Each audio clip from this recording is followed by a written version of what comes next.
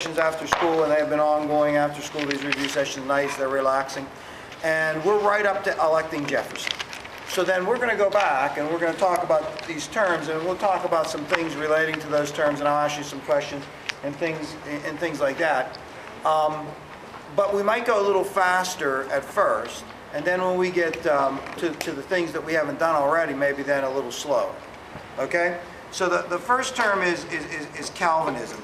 And if you do remember, we did talk about Calvinism and Puritanism, puritanical, the second term, when we talked, early in the year, when we talked about, the settlement of New England. And then when we were reviewing, we talked about the settlement of New England as well. And we talked about the Puritans, the Pilgrims that came to Plymouth, and then we talked about Massachusetts Bay. And one of the things that we argued was that the Calvinism, right, the Calvinist beliefs of the Puritans was central to what made them Puritans, right? Now, if you were to recount anything that you recall of Calvinism, anything that you recall, I mean, obviously it's the teachings of John Calvin. It's, and Calvin, basically quantifies what it means to be a Protestant Christian. The Puritans and the Pilgrims were both Calvinists, right? Those Calvinists in England caused problems. But if you were to recall anything about, there's some things written there. Oh well. If you were to recall anything of Calvinism, what do you recall? Anything at all? Go ahead, Richards. Go ahead, Nicole. You recall nothing? I recall what he recalls. Lindsay, do you recall anything? What's the central notion? Yes?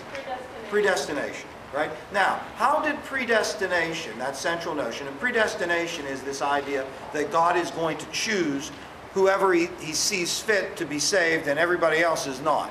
How did that notion of predestination and kind of an elect connect to the settlement of Massachusetts Bay? How did it connect once that Massachusetts Bay was settled? So, so we say the central tenet of Calvinism is that God is going to pick from the beginning of time who is going to be saved and who is not going to be saved. And those people who are saved are the elect, right? They are the ones that God chose, right? So that's part of it. And further, from a Calvinistic standpoint, there's nothing you can do about it. There's no, and this is the big point. No matter how good you are, and no matter how much good works you do, it's not going to alter whether you're saved or not. And to some extent, that's the Protestant backlash against, Catholicism, which suggested that, you had to do certain things to have your sins forgiven, etc., etc., etc. The whole Protestant Reformation. And Calvin comes along and says, no, you're either picked or you're not, right? And there's nothing you can do about it. So how does this all connect to the settlement of Massachusetts Bay and eventually when Massachusetts Bay was established? What do you recall? So Massachusetts Bay is the most important colony in New England. It is founded in 1629. It is founded by Calvinists, right? It is founded by Calvinists. Between 1630 and 1640, there is something called the Great Migration. And that's when a large number of Puritans leave England and come in large numbers, and they settle in Massachusetts Bay.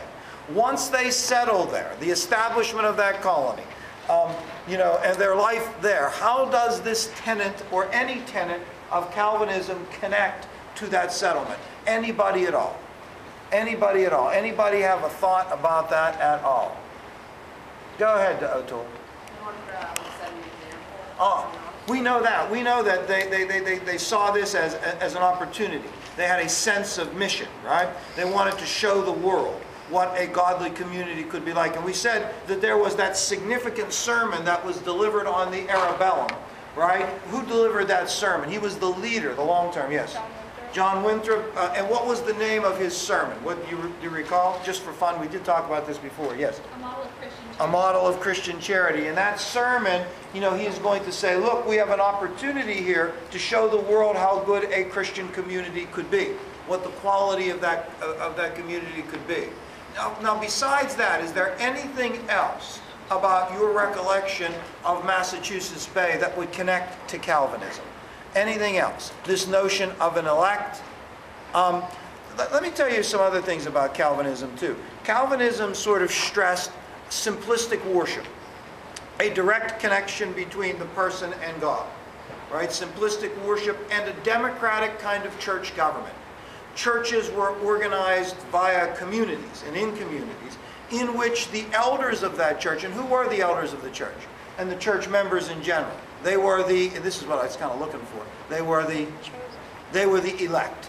So the elect were the only people that could be members of the church. The elect were the only people that could vote in Massachusetts Bay initially.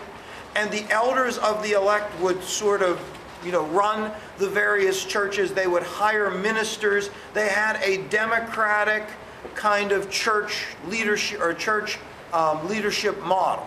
So the actual parishioners of the church, the elect, would run the church, hire the ministers. The ministers would preach, and they would be responsible for directing the flock, but the actual church was run by the elect. And so Massachusetts Bay has, to some extent, a theocracy, but there are elements of representative government, both in the state and in the church, right, in Massachusetts Bay. Now, the behavior of people in Massachusetts Bay and the rest of New England is sometimes referred to as term 2, puritanical. And puritanical kind of means this idea that life is serious and that there's this sort of continual attempt to reveal whether you are saved or not, for confirmation of your salvation.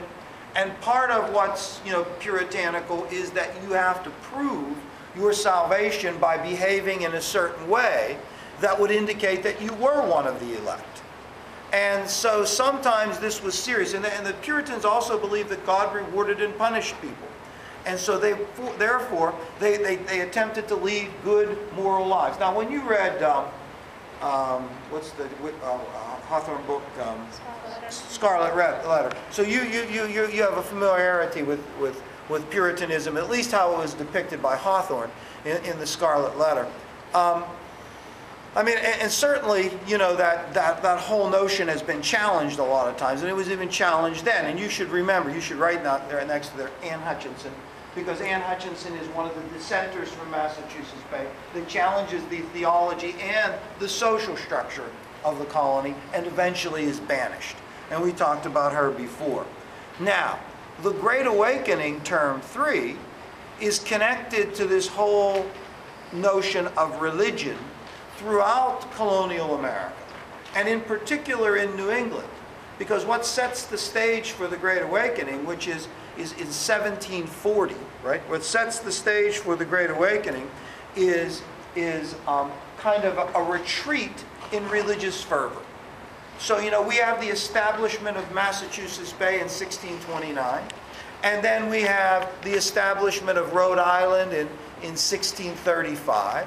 And then we have, New Hampshire, and we have Plymouth, and we have Connecticut, all making up what are the colonies of Britain in New England, right? Now, even though there was dissension, even though there were people in Rhode Island that may have disagreed with, people in Massachusetts about issues of theology, most people in New England were Puritans.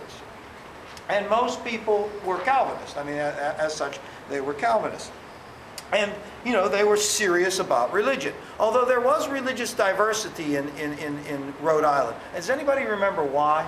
We said that, most people in New England were Puritans, but Rhode Island did have religious diversity, yes. Because it was founded by the dissenters? Right, it was founded by the dissenters, in particular Roger Williams, who offered to everyone the opportunity to practice their religion freely. What other colony in colonial America offered religious freedom for Christians? Does anyone? Yes, Maryland, right? And what was the name of that legislation that was passed in Maryland that we said was significant by the Maryland legislature? Yes. It was not the Tolerance Act. Yes, it was the Religious Toleration Act, 1649. For one reason or another, the AP loves the Religious Toleration Act of 1649. But you do see this. you do see emerging in colonial America sort of the seeds of religious freedom. There is no intention